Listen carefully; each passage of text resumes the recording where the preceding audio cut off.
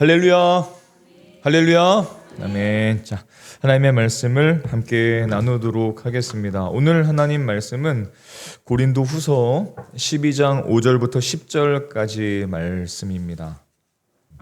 고린도후서 12장 5절부터 10절까지 말씀은 사도 바울의 고백이고 또 사도 바울의 자랑이기도 하고 우리의 연약함을 어떻게 우리가 보아야 될지를 보여주는 말씀입니다. 자, 우리 5절부터 10절까지의 말씀을 우리 같이 한 목소리로 함께 읽겠습니다. 내가 이런 사람을 위하여 자랑하겠으나 나를 위하여는 약한 것들 외에 자랑하지 아니하리라.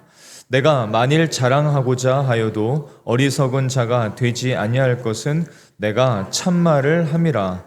그러나 누가 나를 보는 바와 내게 듣는 바에 지나치게 생각할까 두려워하여 그만두노라. 여러 계시를 받은 것이 지극히 크므로 너무 자만하지 않게 하시려고 내 육체의 가시 곧 사탄의 사자를 주셨으니 이는 나를 쳐서 너무 자만하지 않게 하려 하심이라. 이것이 내게서 떠나가게 하기 위하여 내가 3번 주께 간구하였더니 나에게 이르시기를 내 은혜가 내게 족하도다. 이는 내 능력이 약한 데서 온전하여 짐이라 하신지라. 그러므로 도리어 크게 기뻐함으로 나의 여러 약한 것들에 대하여 자랑하리니 이는 그리스도의 능력이 내게 머물게 하려 함이라. 그러므로 내가 그리스도를 위하여 약한 것들과 능욕과 궁핍과 박해와 곤고를 기뻐하노니 이는 내가 약한 그때에 강함이라. 아멘. 우리 제목을 같이 한번 읽어보겠습니다. 자, 시작. 내가 약한 그때에 강함이라. 아멘. 5절의 말씀 시작 부분이었는데 5절의 말씀을 보면 내가 이런 사람을 위하여 자랑하겠으나 라고 말을 해서 마치 사도 바울이 다른 사람을 자랑하는 것처럼 들리지만 이런 사람이라는 것은 자기 자신이에요. 사도 바울을 말합니다. 지금 사도 바울이 자기 자신을 위해서 자랑해야 했던 이유가 있어요. 왜냐하면 사도 바울의 이 복음 전도가 엄청난 영향력을 많은 지역과 사람들에게 주었습니다. 사람들을 고치고 또 하나님 나라를 선포할 때 사람들의 영혼이 말 그대로 인사이드 아웃 막 뒤집어 엎어졌어요. 엄청난 영향력을 주었는데 그런 일이 일어나게 되면 어떤 일이 일어나게 되냐면 그를 대적하는 사람들이 또 일어납니다. 그게 꼴보기 싫은 거예요. 그래서 사도 바울을 대적하는 사람들도 굉장히 많아졌습니다. 그들이 사도 바울을 비난했던 가장 중요한 이유가 무엇이냐면 꼬투리가 무엇이냐면 그가 다른 예수님의 제자들처럼 예수님과 함께 동고동락하지 않았다는 겁니다. 사도 바울은 예수님의 다른 제자들처럼 동고동락한 그런 관계가 아니었죠. 사도 바울은 부활하신 예수님을 만난 사람입니다. 다른 사도들하고는 좀 달라요. 근데 그것이 많은 유대인들과 다른 사람들에게 꼬투리가 되었어요. 그러니까 사도 바울은 분명히 예수님께서 부르신 사도였음에도 불구하고 많은 사람들은 그 사도 바울이 갖고 있었던 그 사도권을 인정하지 않기 시작한 겁니다. 막 대적하기 시작했어요. 그래서 사도 바울이 자신이 예수님께서 부르신 사도임을 분명하게 변호하고 다른 사람들에게 가르쳐 줄 필요가 있었습니다. 사도 바울이 복음을 전하는데 그 복음을 받아들이지 않으면 어떻게 되겠어요? 그러니까 그런 일을 막고자 사도 바울이 자신을 변호한 것입니다. 그래서 내가 예수님을 만난 분명한 사도다 이것을 변호한 것이 고린도 후서에 기록되어 있습니다. 이것이 오늘 말씀이에요. 자, 그런데 사도 바울이 자랑한 내용을 쭉 보니까 다 자신의 약함들이에요. 자신의 어떤 강함을 자랑한 것이 아니라 자신이 갖고 있었던 모든 약한 것들을 다 자랑을 하고 있습니다. 왜냐하면 사도 바울에게 있었던 그 약점들이 분명히 약점이었지만 예수 그리스도의 능력이 머무는 거처였기 때문에 그렇습니다. 여러분들은 여러분들의 약함, 연약함, 아픔, 고난을 어떻게 생각하고 계신지요? 고난과 약함을 그냥 당하는 것이다. 아니면 세상이 이렇기 때문에 내가 이것을 겪을 수밖에 없다. 그런 정도로 생각하고 계시지는 않으신지요? 결코 그렇지 않습니다. 오늘 말씀을 우리가 잘 들여다봐야 됩니다. 사도 바울이 고백한 것은 무엇이냐면 자신에게 많은 약점이 있지만, 연약함이 있지만 그 약점들은 오히려 예수 그리스도의 능력이 거하는 거처였다는 거예요. 예수님의 능력이 거하는 거처가 내 약점이었다는 겁니다. 내 강점에, 내 강함에 예수 그리스도의 능력이 거처를 삼으신 것이 아니라 내 약점에 주님의 능력이 거처를 삼으셨다는 거예요. 지금까지 저와 여러분이 그렇게 살아온 겁니다. 자, 그래서 9절의 말씀을 우리 같이 한번 보겠습니다. 9절입니다. 시작. 나에게 이르시기를 내 은혜가 내게 족하도다. 이는 내 능력이 약한 데서 온전하여 짐이라 하신지라. 그러므로 도리어 크게 기뻐함으로 나의 여러 약한 것들에 대하여 자랑하리니 이는 그리스도의 능력이 내게 머물게 하려 함이라. 아멘. 사도 바울이 깨달은 게 그겁니다. 내가 약한 부분이 많았는데 그 약함에 오히려 예수 그리스도의 능력이 거처가 되었기 때문에 오히려 앞으로도 나는 어떻게 하겠다는 거예요? 내 약점을 자랑하겠다는 겁니다. 내 약점을 오히려 자랑해서 그 예수 그리스도의 능력이 계속해서 머물 수 있도록 그 약점을 자랑하겠다는 거예요. 그래서 사도 바울은 앞으로도 그리스도를 위해서 받는 능욕, 어떤 약함이라든지 모욕이라든지 아니면 궁핍함이라든지, 궁핍함을 새한글 성경에서는 쪼들림이라고 말했습니다. 궁핍이라든지 아니면 박해라든지 곤경을 앞으로도 기쁘게 여기겠다는 거예요. 슬프게 여기겠다는 게 아니라 내 약점과 연약함을 슬퍼할 것이 아니라 이제 기쁘게 여기겠다고 선언을 하고 있는 겁니다. 이게 저와 여러분에게 주시는 메시지예요. 우리는 보통 약한 것들, 아픈 것들, 연약한 것들, 곤고한 것들 이런 것들이 약점으로만 생각하지만 그게 아니라는 겁니다. 그게 오히려 예수 그리스도의 능력이 머무는 거처가 되고 그것을 나는 오히려 자랑하고 기뻐할 수 있다는 것입니다. 바울은 외적으로 보면 강력한 리더십에 속했죠. 굉장히 많은 것들을 뚫고 전진하고 기도하고 그렇게 나갔던 사람입니다. 그런데 그렇게 뚫고 나갔었던 이유가 뭐냐면 깨달은 게 뭐예요? 약점 때문에 뚫고 나갔었다는 겁니다. 강했기 때문에, 그 강한 리더십이 있기 때문에 그 많은 어려움들과 곤고를 뚫고 나아갈 수 있었던 것이 아니었다는 겁니다. 자기는 그렇게 생각했지만 예수님께 계속 기도하고 깨달은 게 뭐냐면 내가 지금까지 그것을 뚫고 올 수 있었던 것은 내 약점 때문이었다는 거예요. 저와 여러분에게 있는 약점이 똑같은 이유에서 우리에게 그 약점이 있는 겁니다. 그가 약할 때 진정으로 강할 수 있었고 그가 약할 때 예수님의 능력을 힘입을 수 있었습니다. 그렇습니다. 그리스도인에게 약점이라는 것은 오히려 그리스도의 능력을 경험하는 거처가 된다는 것. 이것을 저와 여러분이 꼭 기억하실 수 있기를 바랍니다. 7절의 말씀을 같이 한번 새한글 성경으로 읽어보겠습니다. 7절입니다. 시작. 계시들의 엄청남 때문에도 나는 말을 아낍니다. 그래서 내가 거들먹거리지 못하도록 내 육신의 가시 곧 사탄의 심부름꾼이 주어졌습니다. 그것이 나를 괴롭혀서 내가 거들먹거리지 못하도록 말입니다. 지금까지 사도 바울이 올 수 있었던 그리고 앞으로도 나아갈 수 있는 모든 원동력이 무엇이냐면 놀랍게도 바울이 원래 갖고 있었던 자질, 갖고 있었던 능력, 강력한 리더십이 아니라 약함 때문이었다는 거예요. 그가 거들먹거리지 않을 수 있었던 이유, 앞으로도 교만하지 않을 수 있는 이유가 뭐냐면 내 약점 때문이라는 겁니다. 내 약함 때문이라는 거예요. 그에게 주신 약함, 하나님께서 그에게 주신 가시, 그것이 아니었다면 그는 교만하고 거들먹거리고 하나님 의지하지 않고 살아갈 존재였다는 거예요. 저와 여러분이 그렇다는 겁니다. 여기서 약점 없는 사람이 어디 있어요? 약한 부분이 없는 사람이 어디 있습니까? 아프지 않은 사람이 어디 있습니까? 정신적이든 육체적이든 상황적이든 곤고하고 궁핍하고 아픈 부분들이 우리 모두에겐 다 있는데 그것이 오히려 주님의 능력이 머무는 거처가 되고 내가 내 인생을 거들먹거리지 않을 수 있는 이유가 된다는 것입니다.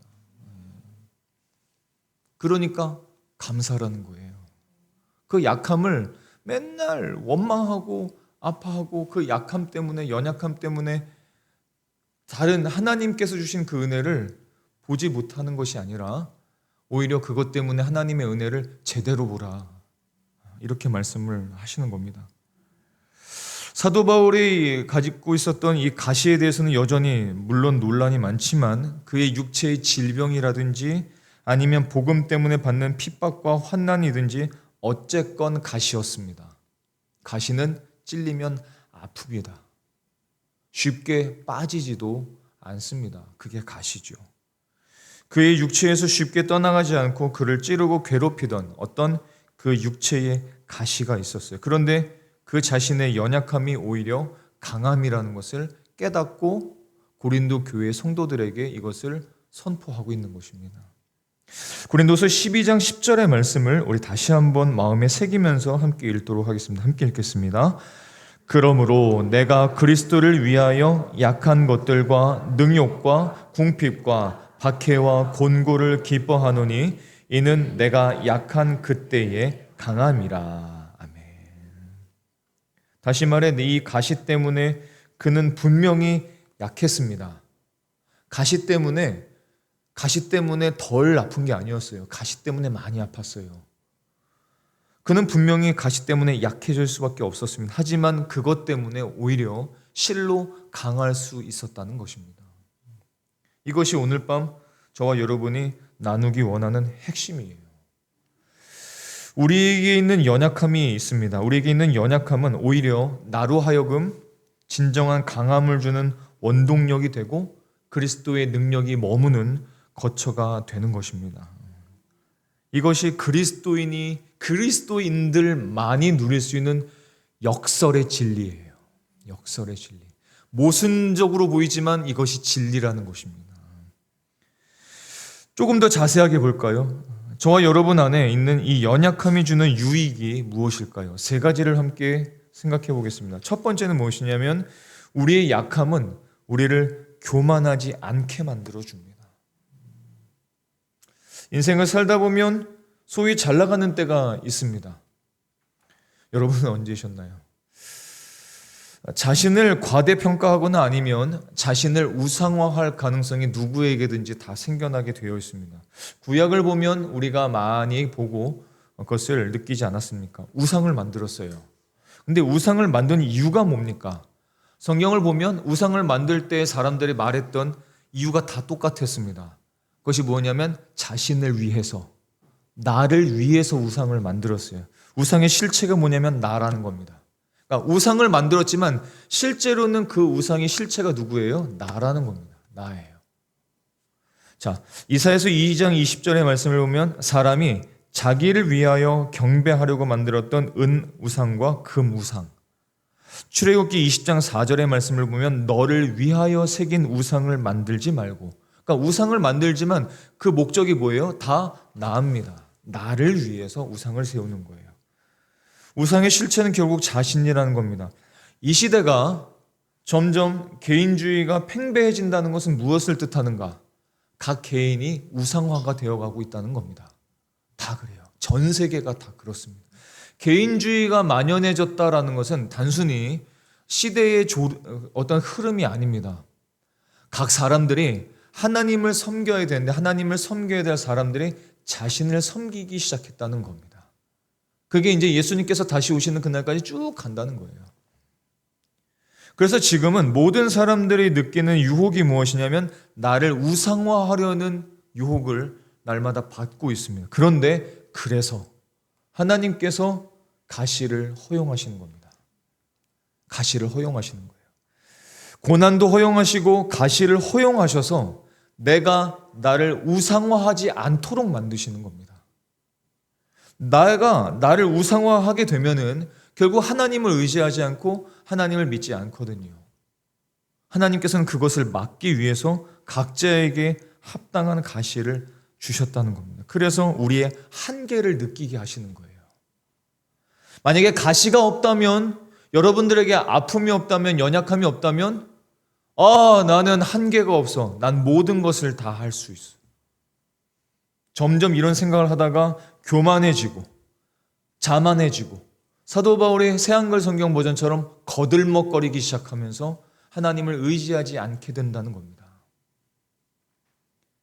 그래서 우리에게 가시를 허용하신 거예요. 사도 바울은 예수님을 만나고 하나님께로부터 받은 은혜가 정말 컸습니다. 너무 컸어요. 심지어 사도 바울에게 하나님께서는 하나님의 놀라운 비밀들을 많이 깨달게 해주셨죠. 놀라운 계시들을 많이 허락해 주셨습니다. 그래서 7절 말씀을 표준 세번역으로 읽어보면 이렇습니다. 내가 받은 엄청난 계시들 때문에 사람들이 나를 과대평가할지도 모른다. 그러므로 내가 교만하게 되지 못하도록 하나님께서 내 몸에 가시를 주셨다는 겁니다. 교만하지 않도록. 바울은 심지어 하나님의 말씀도 많이 깨닫고 알았지만 신비한 영적 체험도 많이 했어요. 그가 손을 얹고 수건을 던지고 이러면서 사람들이 막 병고침을 얻고 나음을 얻고 막 걷지 못했던 사람들이 막 걷기 시작하고 얼마나 놀라운 신비한 체험들을 했습니까? 가는 곳마다 그런 일들이 일어나요. 병고침을 받습니다. 기적을 체험합니다. 사람들의 복음 때문에 막 뒤집어집니다. 복음을 받아들입니다. 교회가 세워집니다. 이 정도면 사도 바울은 자신을 우상화할 수 있죠. 얼마나 위대합니까? 얼마나 대단해요. 여러분들이 가는 곳마다 그런 일들이 일어난다고 한번 상상해 보십시오. 하나님 아니요. 아닙니다. 결코 그렇지 않아요. 하나님이 하셨습니다. 은혜입니다. 이렇게 안 합니다. 내가 손을 얹었더니, 내가 기도했더니, 내가 하나님의 말씀을 잘 알았더니, 내가 하나님의 말씀을 깨달았더니, 내가 수고했더니, 내가 헌신했더니 다 그렇게 변해요. 그 사람입니다. 인간 안에 있는 죄성 때문에 다 그렇게 돼요. 그래서 하나님께서는 사도 바울의 이런 모습을 잘 알고 계시고 저와 여러분을 알고 계셔서 가시를 주신 거예요. 가시가, 여러분 가시 찔려보신 적 있으시죠? 가시에 오랫동안 빠지지 않고 거기에 꽉 박혀가지고 오랫동안 그 가시가 버티고 있었던 적이 있으신지요? 그래서 이 가시가 박혔기 때문에 뭘 해도 부자연스럽고 계속해서 신경 쓰이고 자유롭지도 못하고 편하게 활동하지도 못하는 그 조그만 가시. 사도 바울이 그랬습니다. 그는 가는 곳마다 굉장한 일들을 하게 되었지만 그는 날마다 꽉 막힌 이 박혀있는 가시처럼 어디를 가든지 환영을 받기도 하고 비난을 받기도 했지만 이 가시 때문에 아팠어요. 괴로워했습니다. 찔렸습니다. 그래서 사도 바울이 어떻게 했어요? 3번씩이나 나아가서 하나님께 기도했어요. 나아가서 기도했습니다. 3번씩이나 나아가서 기도했다는 것은 단순히 어제, 오늘, 내일 이렇게 기도한다는 뜻이 아닙니다. 간절하게 기도했다는 거예요. 하나님, 이 가시를 좀 빼주십시오. 빼주세요, 하나님. 가시가 너무 아픕니다. 내가 이 가시가 없으면 더 잘할 수 있을 것 같아요. 가시가 없으면 내가 하나님의 일들을 더 잘할 수 있을 것 같아요. 그런 마음으로 하나님 앞에 사도 바울이 기도했지 않겠습니까? 근데 하나님의 응답은 뭐였어요? 빼주시지 않으셨어요. 빼주시지 않으셨어요. 사도 바울은 그의 가시가 빠지지 않았습니다. 그는 고침받지 못했어요. 남을 고치면서도 자신은 고침받지 못했습니다. 남들은 일으켰는데 자신은 그 가시 때문에 제대로 일어나질 못했어요. 하지만 그래서 그는 자만하지 않을 수 있었습니다. 교만하지 않을 수 있었어요. 그는 교만할 수 없었습니다. 여러분, 교만이라는 것을 결코 쉽게 생각해서는 안 됩니다. 교만은 성경에 보면 패망의 지름길이라고 했어요. 교만은 잠깐 교만했다가 겸손해지기 이런 거 아닙니다. 교만해지면 패망으로 달려가는 거예요. 교만이라는 것은 존귀한 인생과 패망의 인생을 가르는 갈림길의 중요한 기준점이 됩니다. 그것이 교만이에요. 잠언 16장 18절의 말씀을 보면 교만은 패망의 선봉이요. 거만한 마음은 넘어짐의 앞잡이니라. 나중에 넘어졌지만 그 시작을 잘 보면 무엇이었냐면 교만이었다는 겁니다. 그래서 하나님께서는 사도 바울의 가시를 주셔서 결코 넘어지지 않도록, 패망하지 않도록 그의 삶을 세우셨던 목적대로 이방인의 빛이 될 수 있도록 그를 겸손하게 만들어주신 거예요. 겸손은 존귀의 길잡이죠. 그리고 겸손하면 영예를 얻고 또 겸손하면 지혜가 있습니다.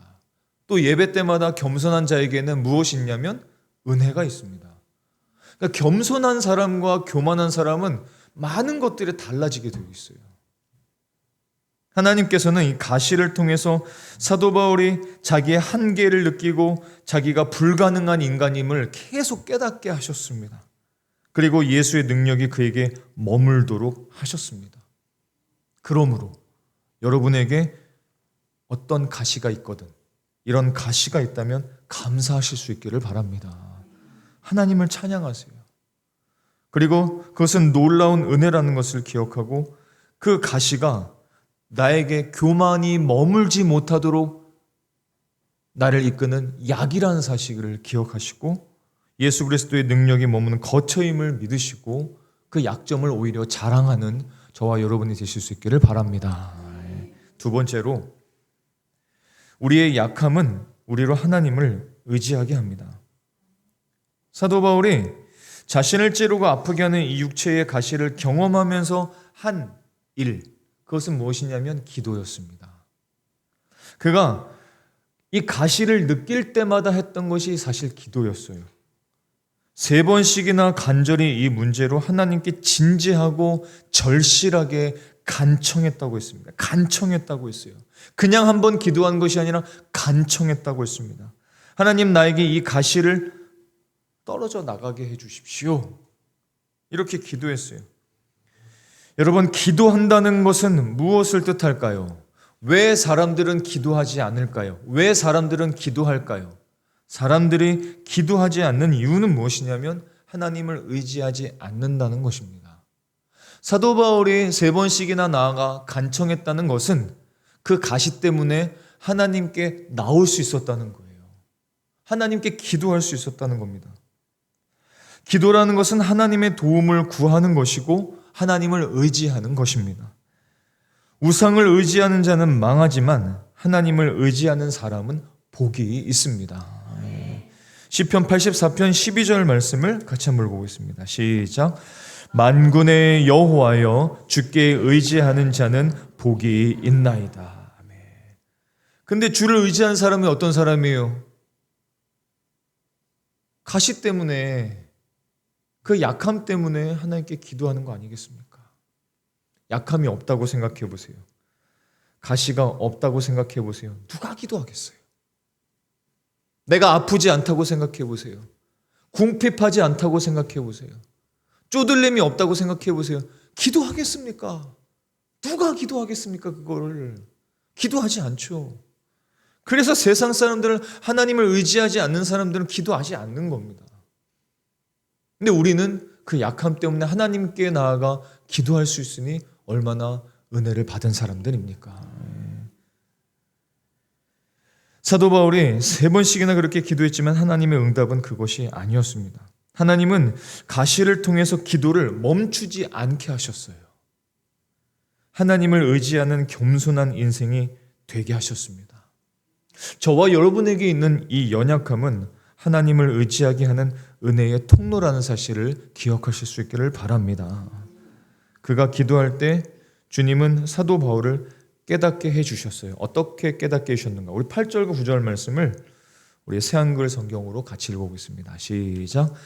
이것을 두고 내가 3번 주님께 간청하기를 나한테서 그것이 떨어져 나가게 해달라고 했습니다. 그런데 주님이 나에게 말씀하셨습니다. 너에게 충분하다. 내 은혜가, 내 능력은 약한 것 속에서 완전해지기 때문이란다. 주님의 이 응답을 사도 바울이 들었을 때 그 약점은 이제 약점으로 끝나는 것이 아니었습니다. 그 약점이 이제는 그의 강함이 될 수 있었던 거죠. 그래서 바울이 이렇게 고백을 한 겁니다. 그렇군요, 주님. 제가 약하지만 제가 약할 때 오히려 제가 강할 수 있는 것이군요. 제가 만약 약하지 않았다면 저는 하나님을 의지하지 않았겠군요. 앞으로도 나에게 이 가시가 있겠지만 나는 이 가시를 계속해서 자랑하겠습니다. 이렇게 고백한 것입니다. 사랑하는 성도 여러분, 어떤 것 때문에 혹시 계속 기도하고 계신지요? 혹시 어떤 가시 때문에 계속 기도하고 계시지는 않으신지요? 가시가 빠지지 않았더라도 나는 사실 그 기도와 은혜 때문에 살고 있었던 겁니다. 그러므로 똑같은 기도의 제목을 갖고 날마다 가시 때문에 아프고 그것을 위해서 기도한다는 것이 어쩔 때 보면은 굉장히 무익한 것을 보일 수 있어요. 맨날 똑같은 거 놓고 기도하고 맨날 그 가시 때문에 똑같은 것을 놓고 기도할 때 갑자기 여기가 현타가 오면서 내가 이것을 왜 계속 기도하고 있지? 아니요, 그런 게 아닙니다. 가시가 사라지지 않는 것은 그것 때문에 내가 계속 기도할 수 있는 통로가 됐던 거죠.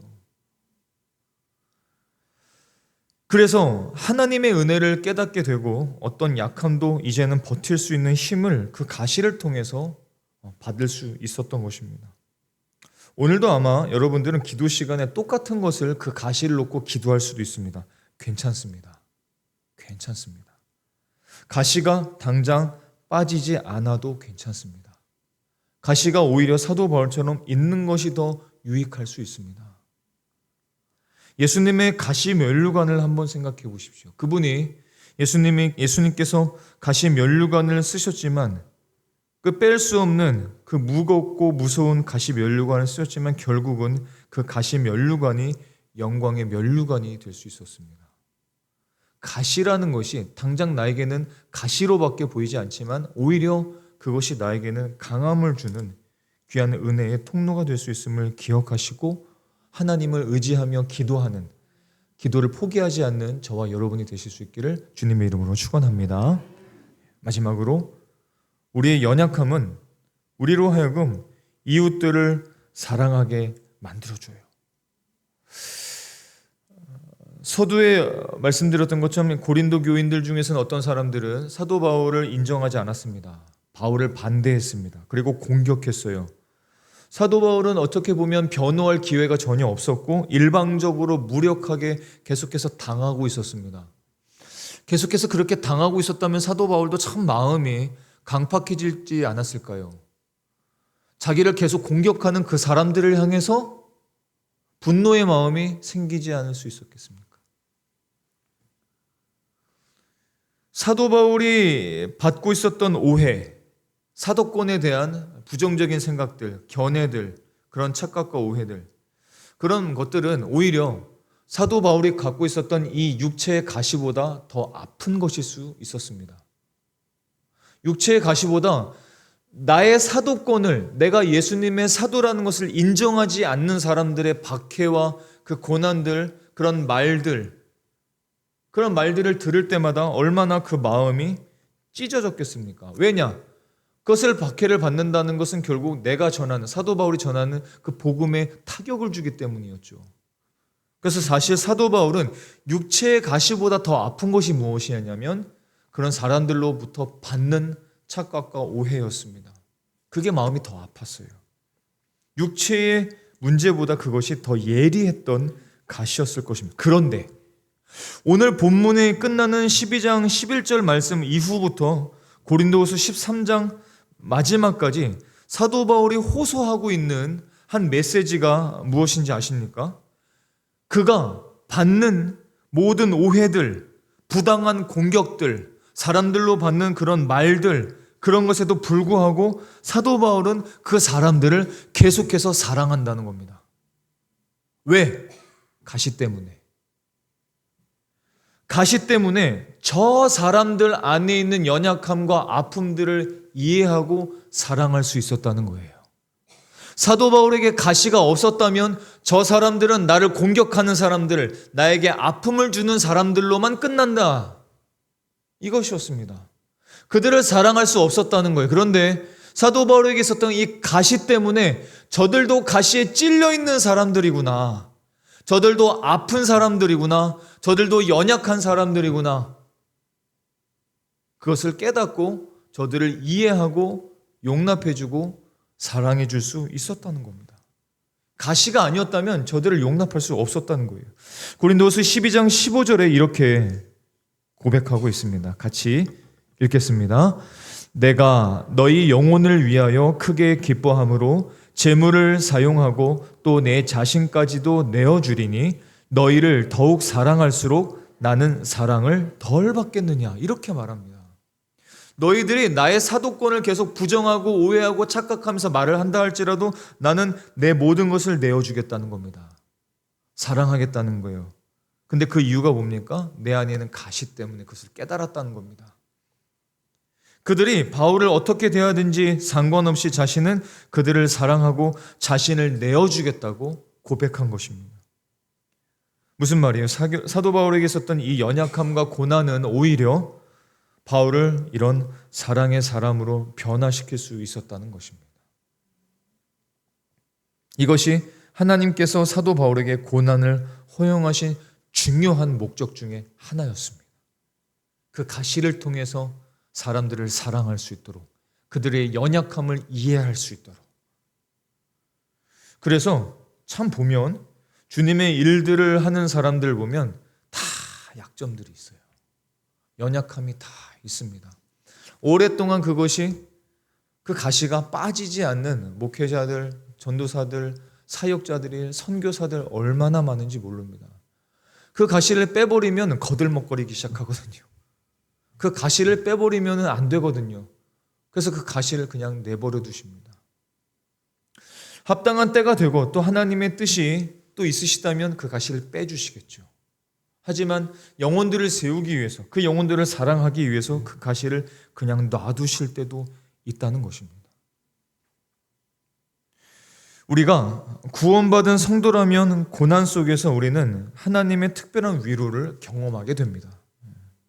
그리고 그런 위로를 경험한 사람들의 특징이 무엇이냐면 고난받는 이웃들의 아픔을 이해하기 시작한다는 것이죠. 그리고 하나님의 사랑을 점점 배우고 하나님의 사랑을 나누어주는 방법도 배우게 됩니다. 즉, 우리 연약함이 우리 이웃의 연약함에 눈을 뜨게 한다는 것입니다. 그리고 중보의 자리로 우리를 이끌어주는 것이죠. 예수님의 십자가를 생각하면 금방 이해가 됩니다. 예수님께서 영광의 자리를 내버려 두시고 친히 약한 자가 되셔서 십자가에 달리셨어요. 무력한 자가 되어주셨습니다. 십자가를 달리셨어요. 고난의 십자가, 이 아픔의 십자가, 가시에 찔리는 이 십자가는 오히려 큰 사랑의 능력이 될 수 있었습니다. 그리고 지금도 십자가의 이 심볼은 많은 사람에게 사랑으로 나타나게 되어 있죠. 자, 그러면 이제 우리도 우리 안에 있는 연약함에 대한 관점과 시각을 바꿀 수 있어야 됩니다. 여러분들에게 어떤 질병이 있으신지요? 여러분들의 마음에 어떤 아픔이 있으신지요? 여러분 삶에 어떤 궁핍함이 있으신지요? 그 가시를 빼달라고 기도해 보셨는지요? 그 가시가 아직 빠지지 않으셨다면 하나님께서 그 가시를 통한 놀라운 하나님의 뜻이 있다는 사실을 기억하실 수 있기를 바랍니다. 우리를 이해하시고 도우실 수 있는 주님을 의지하고 내 연약함에 오히려 강함이 나타난다는 것을 기억하고 우리가 내 약함을 오히려 지금까지 계속 부끄러워했다면, 아파만 했다면 이제는 그런 것들을 내려놓고 이런 약함들 때문에 주님을 알 수 있었고 주님을 의지할 수 있었고 주님을 사랑하게 된 것을 오히려 자랑하는 저와 여러분이 삶이 되실 수 있기를 예수님의 이름으로 축원합니다. 함께 기도하시겠습니다.